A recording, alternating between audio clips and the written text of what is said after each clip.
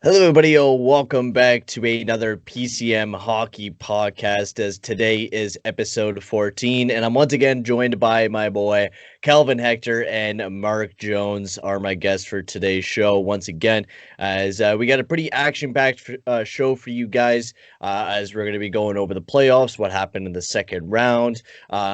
We're also going to be talking about a bit of the semifinals as well. And then maybe we'll get into a bit of rumors, going around about the Edmonton Oilers, Flames, and the Canucks, as all three of those teams are preparing for the expansion draft. And not just that, the offseason ahead of us, which is going to be a pretty busy one, as you guys all know. Kraken are coming into the NHL. And not just that, we're staying at a flat cap, so there's going to be a lot of teams moving some salary cap around. I think this offseason's just going to just be just as fun when the Vegas Golden Knights came into the NHL. Lots of trades, lots of moves. It's going to be a lot of fun. But let's introduce the people. Kelvin, how's it going, my man? It's going well. I've just finally finished moving to Peace River. I've got all settled there, starting my new job at Kicks FM and River Country. That's a shameless plug for like the first time I think ever, but I'm excited for my first job in broadcasting and excited to talk hockey once again. Yeah, same here. And Mark, how are you doing, bud? Yeah, doing well. I mean it's weird because there's obviously such a reduction in games. You have to get used to this whole thing again. It starts out, just a feast of games when the playoffs start, and now you're down to a game, maybe every other night or something, rather than like four a night or two a night or whatever it is. So, otherwise I'm doing well, I would say. Yeah. Yeah, it is a change of pace. Only watching one game a night, which I don't mind. It makes sure I can watch every single game and I don't have to miss any of them because, there's 4 games a night, which, I'm not complaining about 4 games a night because I usually just channel surf throughout the day. But it's nice to be able to watch a full game like today's game, which was absolutely amazing between the Islanders and the Lightning as the Lightning pulled away with a victory, tying up the series. But before we get into the semifinals and we talk about everything, we're going to talk about the second round and kind of get into all those actions, talk about them because there were some pretty big upsets. Of course, as we all know, the Winnipeg Jets, which we'll get into the series first, went up against the Montreal Canadiens, and the Canadiens swept the Winnipeg Jets. Without a doubt, one of the most lopsided series ever, which is this something that we've seen from the Oilers Jets series. If the Oilers were getting better puck bounces, this would have happened for the Oilers, but it happened for the Jets. And analytically, throughout this entire series, the Winnipeg Jets were one of the worst teams 5-on-5 wise. Even without Mark Scheifele, they were the same team without Mark Scheifele. They played a bit worse. But even with Mark Scheifele, it wouldn't have made a difference. And the Canadiens, after that first game, I thought they were going to win that series, and they just ripped through them. And I'll send this one over to Kelvin. Were you surprised by the Canadiens defeating the Jets in 4 games? I was surprised that it was a sweep. I think after we had watched game 1 and talked about it, I thought the Montreal had a good chance of winning this series against Winnipeg. Scheifele ended up getting suspended 4 games. And funny enough, because they swept, does that mean Scheifele has to miss the first game of the regular season? Yep, he does.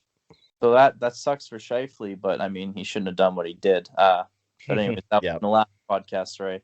But getting back to talking about that series, Montreal, I thought they were going to win it in 6. I thought Winnipeg might have given them more of some pushback, but it just looks like Winnipeg was pretty defeated, and Montreal had their foot on the gas pedal the entire way. And I'm happy because, no one expected Montreal to do much damage in the playoffs. They just squeaked in, and look at this now. I mean, they kind of had a lopsided defeat to Vegas last night, but it's only 1 game, and it's a 7-game series. Yeah, it is a 7-game series, and I mean, even then, like I would even say scoreboard definitely lopsided. The Canadiens weren't able to score, but physicality wise, I feel like Montreal can almost play the exact same game as the Vegas Golden Knights. Now, are they outmatched? Without a doubt, I believe Vegas will win that series without a doubt. But before we kind of get into the semifinals, and which we'll definitely be getting into the Vegas Golden Knights series next against the Colorado Avalanche, we're going to be talking about that one because that was a pretty exciting series. And of course, the team that I picked in the Avalanche lost. It seems like I've been jinxing every single team because I picked the Jets in this one too, kind of mentally to start off the series, and it did not end up very well. So I think I'm just going to retire from predicting because, my lord, I'm probably going to predict anyways, but my luck seems to be jinxing all the teams. But I'll send it over to Mark on his thoughts on the Canadiens-Jets series. Well, I mean, if you look at it, I mean, there was 2 of the 4 games at least were, 1-goal games. I mean, overtime, Canadians win the series with 3-2 overtime win. They win game 2, 1-0. So just looking at those numbers, and I mean, a lot of people forget. First of all, I'm not a Canadiens fan, but now by default, I would like to see them do it. They're my top team out of the remaining 4. I'd like to see them do it. And then after that, it becomes the Islanders. But I digress. The point is, I think a lot of people underestimated. Like, I honestly can't say that I would have predicted them to get to the Final Four here. But am I completely shocked? Like, is it completely out of left field, to bring a baseball term into hockey? No, because if you look at the beginning of the season, now everyone will spin it, oh, well, it was the weak North Division, or you can spin it that way, or you could say, oh, well, that was the beginning of the season. They have some good pieces. I mean, people forget that they made it, I think it was about, I want to say it was 4 years ago, maybe it was 5. I'm just going off the top of my head that they did make it to the Final Four a number of years back. Like, I'm saying a number of years. I'm saying in the last 5 to 6 years approximately. So, I mean, some of that, experience, and Price has been there. And, I mean, we know they handled Vancouver, and some would say, well, Toffoli did it, single-handedly. I'm not completely shocked that they did it. I think I'm more shocked that if you flip it around, that, well, Toronto, they're perennially they blow a series, and then you've got Winnipeg. I honestly, if I had to pick it, I thought Winnipeg's experience, having they came up in that series against Vegas a couple of years back and almost made it to the Cup final. I thought that they would have given a little bit more, but it did seem, from the little bit I watched the series, the moment Scheifele was out of it, that seemed to take the wind out of the sails. That was almost like giving an extra lift to the Canadiens. And then the Canadiens having some fans in the building those last 2 games, I think that pushed them along too a bit. Yeah, I think it did as well. I mean, Jets did have some fans in their stands as well. Not as, I don't think as many as what the Canadiens did, which actually for, game 3 and 4, apparently the Quebec is allowing 3,500 people for the next game between the Canadiens and the Golden Knights for game 3 and 4. So that's really exciting for the Canadiens fans, more fans in the stands, and meaning that they're going to absolutely rock that arena going into game 3 and 4, which we'll get into the next series, which is the Colorado Avalanche going up against the Vegas Golden Knights. This was a pretty exciting series. I thought Colorado was going to pull away with the series, but it was a weird one. Colorado started off hot, and then just Vegas won 4 in a row, and they were unstoppable. And every single game, they were shutting down McKinnon, weren't allowing him to score any points in the last couple of games. He was an absolute beast in the first one and quiet for the rest of the series. Nazem Kadri being suspended was big for the Colorado Avalanche. Losing that bit of depth scoring, who was pretty quiet throughout the entire playoffs. It was a rough showing there for the Colorado Avalanche, and I've been hearing some rumors that there's going to be some massive changes going on there in Colorado after another second round loss. And don't take this hard for Colorado. They did very good. They just got out-goalied. Marc-Andre Fleury was absolutely amazing, and the Vegas Golden Knights just really played a good shutdown game against the Colorado Avalanche, making sure that every time McKinnon was out on that ice, they had 2 guys on him, absolutely leeching off of him. And it was really exciting to see how well they were able to shut down McKinnon.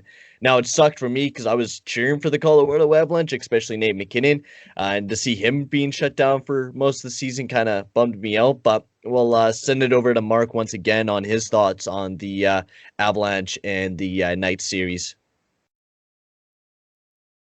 Yeah, I mean, I did not watch it really intently, to be perfectly honest. But what I will say from the sort of the quick analysis of the series, I mean, clearly, it's kind of like on a different level what Vancouver did last year to St. Louis in terms of they were down early in the series. I think they were down, if I remember correctly, 2-0, and then they turned it around and won the series in six. I mean, that's what Vegas did, and I'm just looking, for example, like Vegas in Game 3. I mean, they doubled the shots on goal over Colorado. I mean, they weren't able to connect. I mean, everything else was fairly even. But I mean, the fact of the matter is I just Vegas, I think now feels it's kind of ironic. They feel that they have something they've got to prove. I mean, they've got Fleury there, and ironically, I was thinking today, wouldn't Pittsburgh probably think it'd have a do-over, and the goalie problems they've had, maybe giving up Fleury in that expansion draft wasn't smart, So ironically, I mean, he's got the pedigree. He's been to Cup finals. I mean, I've lost track now. Has he won 3 cups with Pittsburgh, or no? I think he was gone. No, for it one was of them. 3. It was 3. Was 3. Yeah. So the fact of the matter is that I mean, Vegas certainly has a lot going for them in terms of that, and in terms of what they managed to do against Colorado.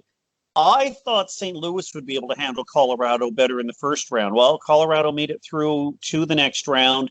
And clearly, yeah, after being down 2-0, I mean, they turned it around. And clearly there was, I think Colorado just looked outworked. And even with what I did see of the series late in the series clinching game, just late when Colorado was trying to still make a push, and the defenseman, I don't know who it was, but standing up, the Colorado attacker coming down, the right boards, and they were just, they're big, and at least, from the little bit I could tell, they seem to be, have some good size, and they seem to just be able to dig down, and, Vegas wants to win now. And, obviously every team wants to win now, but they seem to have enough built. I mean, didn't they just add a couple players in the offseason that were, that have been cup winners? So, I mean, they've tried to put it all together, and, they were able to do enough against Colorado, and Colorado, doesn't mean anything. Vancouver can speak to being a President's Trophy winner, 2011, I guess, and even 2012 means bleep all. Come postseason, it's 2 different things. Yeah, it is. Now, of course, with the Knights moving on past the Colorado Avalanche, we've had a pretty awesome game between the Canadiens and the Vegas Golden Knights in Game 1 of the series, which was intense. 4-1 for the Knights. Goalie and Fleury was absolutely amazing for the Knights. He was making saves all over the place, and even give it the credit to Carey Price. He was also amazing and got all the Canadian fans happy about Patrick Waugh and his wink where he made that amazing save. And Price did, of course, the same thing. Of course, they lost in that game. Price did, and Raw won.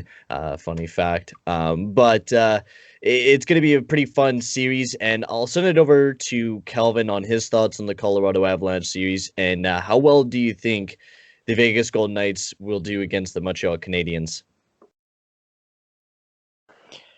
Looking at that Colorado-Vegas series, I was very hopeful that Colorado would pull through, because in my bracket, I had them winning the Cup. So officially, my bracket is now busted. I am not happy about that. Oh, well, there's always next year, or the year after that, or never, because I'm horrible at predicting. As you say, you kind of jinx yourself all the time. Yeah. So now jumping to this series between Montreal and Vegas, I think Montreal could have a bounce back game in Game 2. I mean, if there's one thing they've proven is that they can adjust really well, because they were down against Toronto. It's not like it was a cakewalk to get out of that first round against the Leafs. So, I mean, I'm expecting something better from Montreal in game 2, and if that is the case, then it'll be a tight series. But I think if Vegas is able to just play their game and then get in Montreal's heads within 2 games, and then the series is said and done, and I think Vegas will make it to the Cup easily if that's the case. Yeah, I think honestly Vegas will move on to the Stanley Cup Finals once again. I like Montreal's team. I mean, I'm not even really a big fan of Montreal's team, to be completely honest with you. Was never a big Montreal fan, even growing up. And definitely, as you know, hearing all those people, are you cheering for a Canadians team? Me personally, I'm not cheering for Montreal Canadiens. The team I'm rooting for is the New York Islanders, who I'm hoping can make it deep once again. And maybe bring the Stanley Cup in. I've been doubting them all season, so I'm going to decide to start rooting for them and my boy Jordan Eberle. But this Knights in Montreal series, I feel like the Golden Knights will take it. The way that they were able to, even when Montreal was doing very well, they just seemed to be so calm. Having all their defensemen step up in that game 1 was huge for them. And I think if the Knights continue to carry, I think they'll easily win this series against the Canadians. But Carey Price is going to be the big factor in this series, because if Price gets himself going and he starts playing really good, the Canadians can easily take this series. But I hardly see that, and I'm definitely going to choose the Knights in this series. So I'll send it over to Mark on his quick prediction on the series. I'm going to. I know I'm probably in the rare numbers here, but I am going to say that Montreal is going to pull off this series.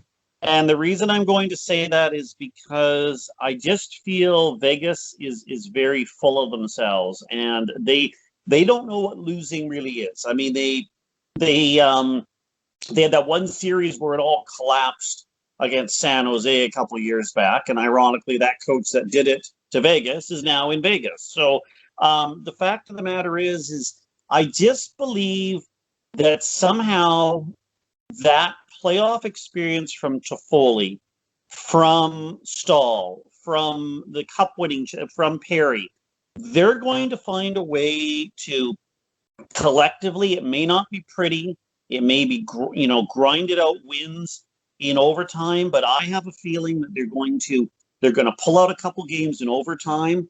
And I think one of them is going to be in Montreal, and they're just going to find a way. Like the key here is going to be, now obviously I could be completely wrong on this, but my gut feel is they're going to find a way to, take the distance to 6 or 7 games if they're behind. That is, they're going to, maybe it's going to go back to Montreal down 2-0, and they're going to get it to 2-2 after 4 games, something like that. And I just feel that they're going to grind it out. Now, obviously, this thing could be over in 4 games, but I just don't see this team going away. And I think it's, again, we've talked about this before in previous podcasts. It's not about the coaching. I mean, it's not, to use the term I've heard used before one time when Vigneault came to Vancouver and nobody knew who he was.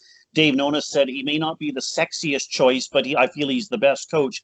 I'm not saying the coach, he's not well known in Montreal, and I'm not saying he's going to be the difference maker, but what I'm going to say is collectively, those players on the ice, I just feel that they're going to stun Vegas, and they're going to find a way, and they're going to win this series.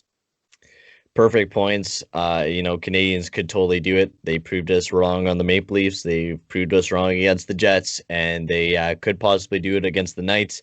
It's going to be a pretty tough series. This is probably going to be one of the toughest series I think they're ever going to be going up against, especially with the Knights and the experience they have as well, with most of these players that they do have on the team being there since, the expansion or being traded there, 2 or 3 years after, or, even a year after.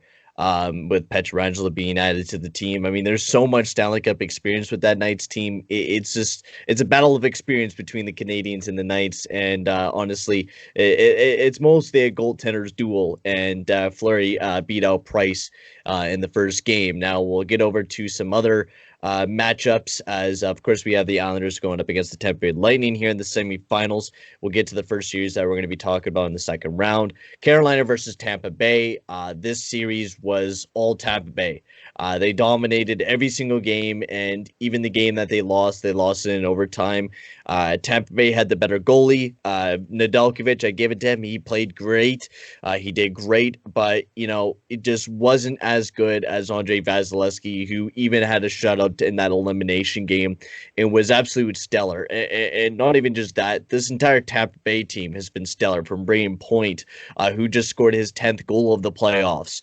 Kucherov, who is absolutely lighting it up right now, who has 17 assists on the year. In the playoffs, he's been absolutely lighting it up, and especially just the Tampa Bay Lightning have been absolutely lighting it up. And this series was just all Tampa Bay without a doubt. And then I'll quickly talk about the Boston Bruins. What we'll do is when I send it over to one of you guys, either Calvin or Mark, you guys can just talk about both of the series, and then talk about the Lightning one is what we're going to be doing here, ladies and gentlemen, as the Boston Bruins and New York Islanders won. This series was also another fun one. This was really a lot of fun to watch. But the thing was, it was not fun to watch the Boston Bruins just completely fall apart. Taylor Hall was not producing. Nassau Coliseum was absolutely insane there for the New York Islanders. The fans were going nuts. And the Islanders just absolutely whooped Boston's ass. The next three games they won 4-1, 5-4, and 6-2. They were able to score goals. They were able to stop Boston from scoring goals. They were able to stop Pasternak. Just about every one of the Bruins couldn't do anything. My predictions for the upcoming series between the Islanders and the Tampa Bay Lightning, I feel like this one's going to go to 7, no matter which way you look at it. The way that I watched this game tonight, this series is going to be a long series, no matter which way you look at it. I believe that the Islanders will be able to pull it off.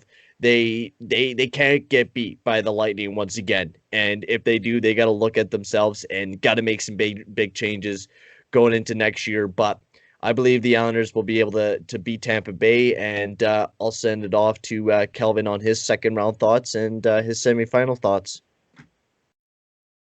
Well, Boston went balls to the wall, so to speak, at the trade deadline. I mean, they said they took up Hall and Lazar and just added depth to their team, and then what ends up happening is their blue line just gets battered, and it's really hard to win a Stanley Cup when your defense is not great. And I think, kind of pacing back to why the Jets lost to Montreal, their defense just didn't really show up. Montreal was just scoring machines, and so I think the same thing kind of happened to Boston. Is just their defense ended up getting worn down, and the Islanders were able to capitalize on that. I believe they still hold the statistic for highest scoring team in the playoffs so far this year.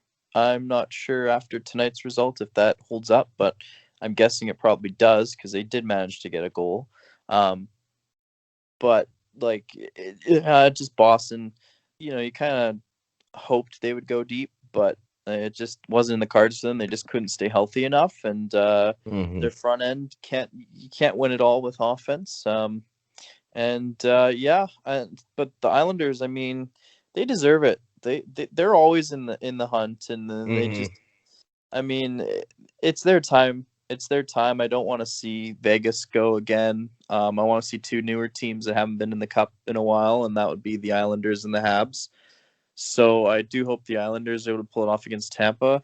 And also, as a salty Flames fan, I'm still salty about 2004. I know nobody in the organization is left over from that 2004 team, probably. But I will never cheer for the Lightning. So go Islanders. Mark, your last thoughts on the second round there, and your predictions for the semifinals between the Islanders and the Lightning. Yeah, second round. I mean, I really thought the Hurricanes would get something done. And, looking back at the series, I mean, on paper and that, I mean, the scores were all like, 3 or 4 of the 5 games were 1 or 2 goal games. The last game being, a 2-0 win for the Lightning. And even the game 4, I mean, the Lightning won 6-4. It was 10 goals, but I mean, the other games were, under 5 goals each. And combined, 5 goals for total. And so I just, I thought Carolina would get it done somehow. They seem to be strong, the little bit that I did get to watch them this year. But Lightning have the credentials, and they're building on last year. As for the Islanders series, I think I did somewhere out there. I mean, I should have put it somewhere where I can actually, it's like that thing, you hide something and you don't know where you hit it afterwards. I'm pretty sure that I said the Islanders, I figured, would get it done. And I just feel in this case, I do feel, I mean, what Trotz has done there is amazing, but I guess you also have give credit to Lamoriello, who, from what I understand, Toronto didn't want him.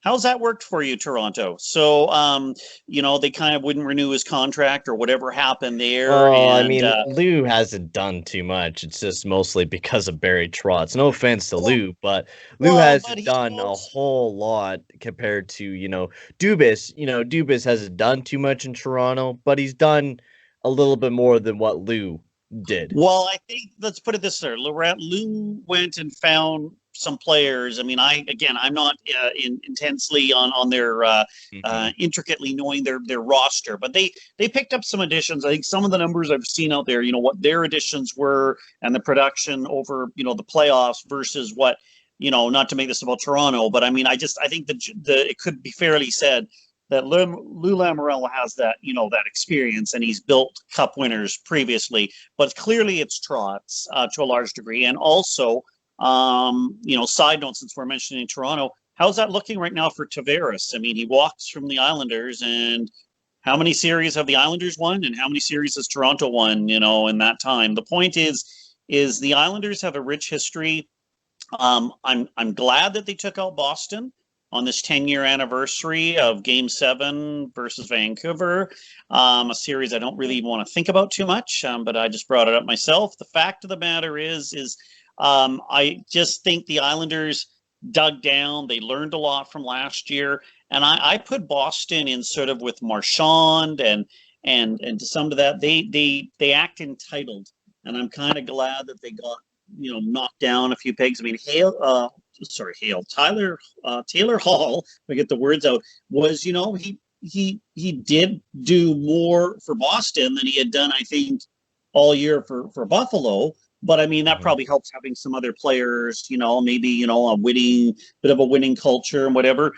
So for that series, I mean, one team was going to come out of it, and I kind of thought the Islanders would do it. And I mean, I think we kind of covered off the other series there. So those are my thoughts. Did you want me to cover off this round? Is that what you said, or? No, give us the predictions for the semifinals there for the Isles Lightning. So for the Isles Lightning, I guess I'm really going on the long shot here. I'm going to say the Islanders in 7. And for Montreal, Vegas, I'm going to say it may take the 7, and I'm going to say Montreal as well. All right. Awesome. I just feel that those two teams are maybe the underdogs in each respective series, and I just think that Islanders don't have a ton. I don't know their roster really, really well, but I mean, they don't have the ton of sort of Stanley Cup contingent there, to my knowledge, of players on the roster. But I just think the one thing you touched on there, that Nassau Coliseum crowd, apparently it's the last year for that building. This may just be like some irony there, that they just must be. Yeah. It must be. So we'll head on to the next topic, of course. We got a lot of exciting playoffs coming on, and the semifinals are right in the action. Lightning and the Isles are tied up at 1 right now in their series, and the Knights have a 1-0 series lead over the Canadiens. So we'll get on to a little bit of the off-season talk right now, as the expansion draft is, not that far away, almost a month away. From the expansion draft in July. So we're going to be talking a little bit about our personal favorite teams in the Oilers, Flames, and the Canucks. We'll start it off with Calvin. I know there's not a lot of rumors going on, but I know Kirk Muller was hired as the associate coach there for the Calgary Flames. So talk about the Flames, and is there any big rumors, maybe some big trades going to happen this future in this offseason? Well, I hope Daryl Sutter gets a big say in what happens this offseason, because I Mhm. really see a Daryl Sutter built Flames team and how they can compete. Because when Daryl Sutter took over, of course, he took over like 2/3 of the way through the season. And I mean, he even said when he showed up, he's like, it's too late to blow up the system. We're just going to keep the systems in place for now. And then this, like he said, once he gets the off season, it's his time to shine. So I'm hoping we'll see Sutter's stamp on the offseason. I mean, the Flames get a first round pick, and I believe it's 12th overall because of Arizona not getting a pick. So Flames move down a spot, which is decent. And I think they have 5 picks this year or 6. I forget. I just saw them post it today. I think it's 5 or 6. So hopefully the draft goes well and we can find a couple diamond in the roughs. I know that's probably be more common this year because of how little scouting was able to get done with the pandemic going on. So I feel like a lot of teams will prosper from this draft, being able to maybe find some guys that would have maybe been drafted higher under normal circumstances. So Mhm. excited for that. There's lots of trade talks, to be honest. I mean, because Buffalo still has Eichel, and there's lots of talks the Flames could try and go for Eichel.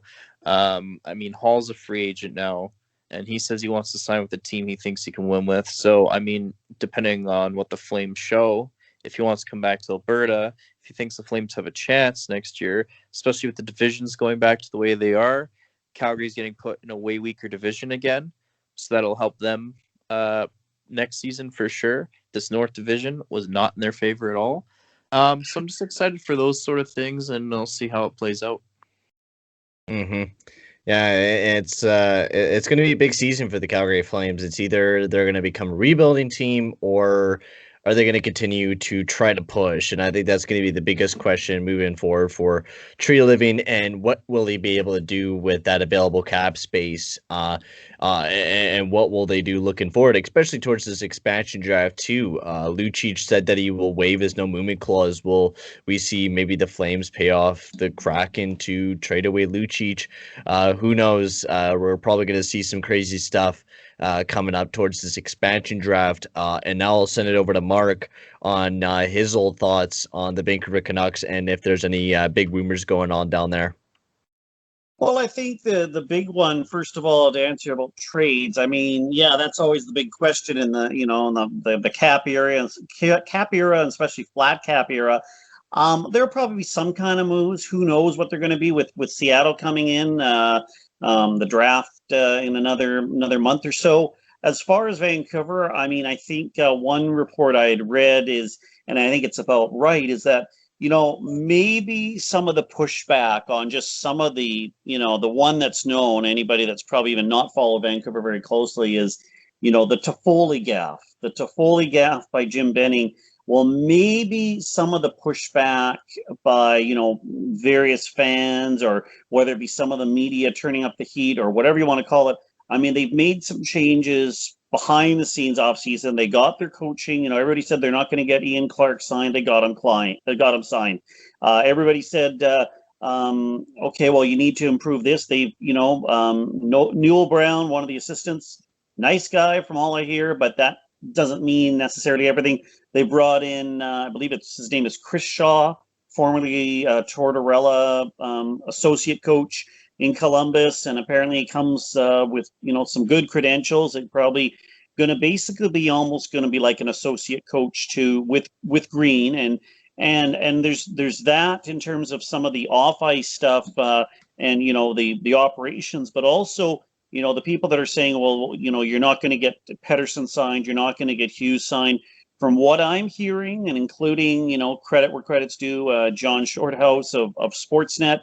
When I talked with him a few weeks back, he says that it's probably going to be some kind of bridge deal. It might be, I'm paraphrasing a little bit what he said, but it might have to be a 3-year deal or a 4-year deal. It may not be a ton longer, but I just believe that there's no way, there is no way that I can see Vancouver not getting it done to get these done. And it's just a shame though that maybe it's like they say, sometimes you have to go through HE double hockey sticks to kind of maybe come out on the right side of things. And they've made some major gaffes, with in this last off season, and misreads, and not putting offers out to Toffoli. Apparently Toffoli told his agent. I don't know who it was. I don't recall the source, but apparently told his agent, get a deal done with Vancouver, and Vancouver never even called because they were chasing Ekman Larson. Well, you didn't get Ekman Larson, you didn't get Toffoli, so how's that looking? It's looking pretty bad. So I think Vancouver is going to be prudent in what they do, but they've got, Demko locked up. I could see them losing Holtby, but that's fine with me, because you're going to. I don't think you guys are going to be able to lose Holtby unless you trade him away. Well, or you Tyson someone. You never He's know. not a good goalie, and there's way better goalies out there, especially during this expansion draft that we're going to be seeing here. It's going to be hard unless Vancouver's like, yeah, here's like a prospect Seattle to take Holtby off the team, because it's going to be pretty hard to get Braden Holtby. I mean, he is a 1-year deal, so it's not going to be too bad unless you're dumping it off to a salary cap team, but I don't know which team is going to be able to take Braden Holtby. Most likely a team that needs to take in salary cap and has a goaltender spot available. But Holtby is definitely not going to be an enticing goalie for every team. The only thing that he's got going for him is, he did. Now there's a couple years removed, but yeah, he struggled, the last few years, and that might be the thing working against him. He did win a Stanley Cup, and those goalies out there that have won a Stanley Cup, as you know, there's only one a year. So, that could be attractive in some regard to the likes of a Seattle or something. But we'll wait and see. It's not a guarantee, but I just think it's something that definitely. And one thing I'll say is I just don't see Seattle having the same success. I think the teams have smartened up. There were teams giving away assets for Vegas to take certain players that turned out to be, who was one of the players that I heard? Theodore or no, there was somebody else. William Karlsson. It might have been Karlsson that Vegas took, and nobody had any thoughts that he would have the numbers he had. And basically, Vegas got him plus another asset. I think other teams are going to be. Credit to Vegas, to George McPhee. Oh, Marchessault and Riley Smith from the Florida Panthers there. No one thought Marchessault was going to be anything until he got to Vegas, and he absolutely sprung up. Yeah, so I think, it's going to be interesting to see how this expansion draft plays out, and, what teams do and what they're not willing to do, learning from Vegas. The one thing I don't understand, and it favors Vegas, they don't even have to expose anybody in this expansion draft, which is very interesting from what I understand. So, they're 4 years into the league and they don't have to do that. So it's interesting, but those are my thoughts. Yeah, it kind of sucks that Vegas gets kind of a free to pass go ticket, but it's the NHL. Nothing is ever fair sometimes with them. But with the Oilers, tons of rumors are going on. Nuge is having good progress with his contract talks with the Edmonton Oilers. Adam Larson, I'm hearing he will be signing around $3.75 million for the next 3 years. Except for that, there's been talks about Dougie Hamilton maybe coming to the Oilers. I also heard Ethan Bear and Zach Kassian maybe being moved away from the Edmonton Oilers in a trade. I don't know what they're going to get back in the deal. Just some kind of rumors swirling around the NHL. Just practically rumors everywhere for the Edmonton Oilers. Nothing really that I'm believed so far. I hope the Oilers don't trade away Ethan Bear just because of the fact that I really enjoy his play, and I think he is a really good defenseman for the team as well.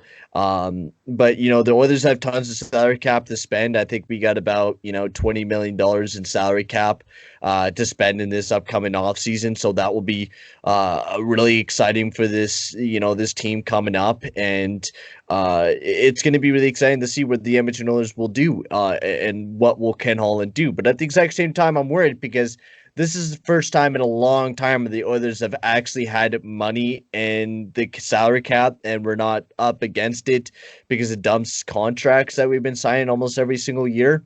And usually when we do have money, we sign a lot of dumb contracts. And I'm really hoping that this free agency, we don't do that. And if we do sign someone to a dumb contract, it's short term, like 1-2 years at least.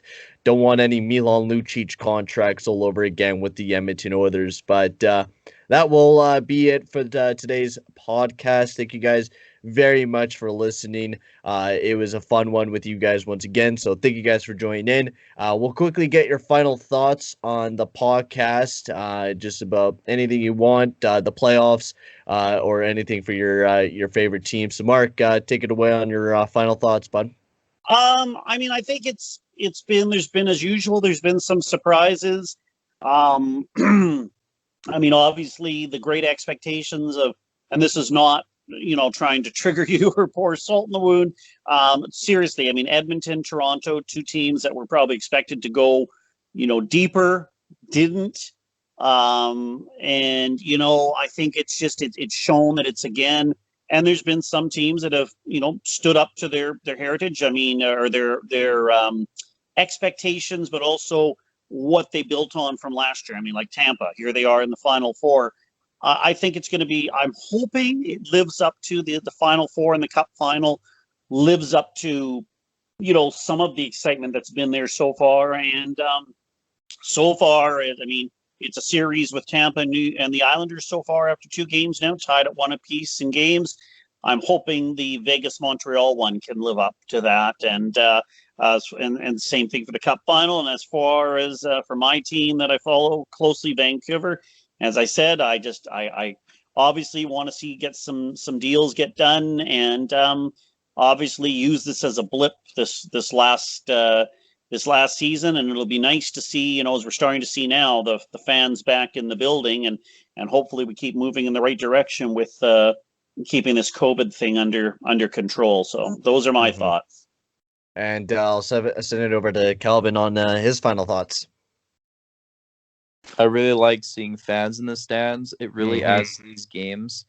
I hope Montreal can get more people in the stands, because it's just going to look funny when they're playing a packed T-Mobile Arena in Vegas and they go back to Montreal and there's only like a couple thousand. It's loud. Don't get me wrong. The Bell Center is loud. It's a smaller arena too. So but yeah, I mean, I like the fans. The same thing when the Islanders are playing at Nassau. It's like the fans are right on top of the ice. And in Tampa Bay, it looks like they have almost full capacity, if not already.